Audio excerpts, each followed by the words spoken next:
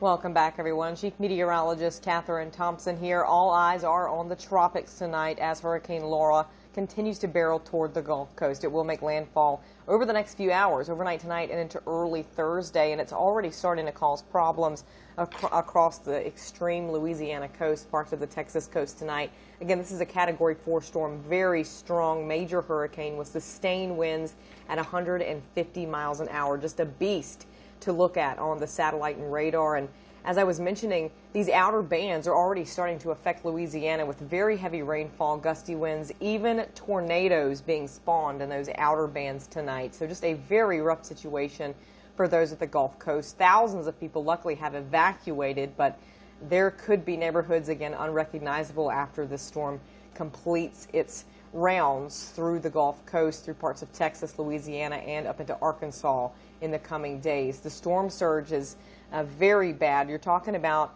water that is going to extend a good 40 miles inland from the coastline where it should not be, where it normally would not be, especially around the Lake Charles region.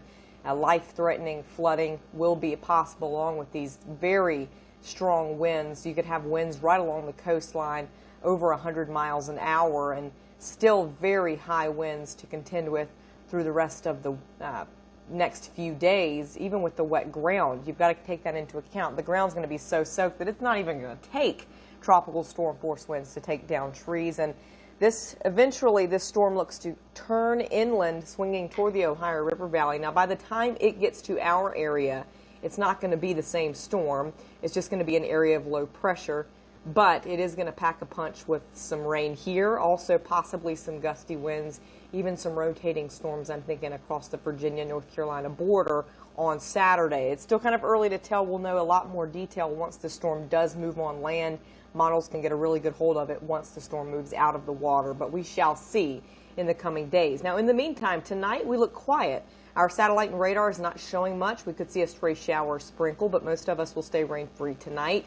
We're just warm and muggy. We're going to hang out in the 60s for most overnight tonight, if not the low 70s. Now, tomorrow we start off dry, but I do think tomorrow is looking unsettled. We already get more moisture, the tropical moisture starting to move in tomorrow afternoon.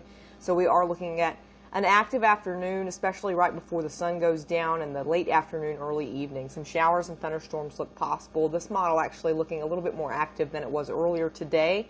So that tells me that we could be raising rain chances a bit into tomorrow afternoon. We see those storms fade tomorrow night, and just like tomorrow, Friday looks similar with some afternoon showers and storms, mainly north of the I-64 corridor. Now, I don't want to skip over the details in the meantime. The next few days, we could still see a stronger storm, gusty winds, some hail even, and we could definitely see some heavy rainfall that could lead to isolated flooding issues. But again, it's toward the end of the week, really Saturday, the first part of the weekend, that we're going to get the bulk of that tropical moisture as the remnant area of low pressure from Laura moves through our area. So something to consider, some severe gusty winds, also some flooding issues. You can't rule that out into Saturday. Now, after that, though, Laura moves out pretty quickly. We get some cooler and drier air in here for the start of next week. Hey, stick with us. We'll be right back right after this break.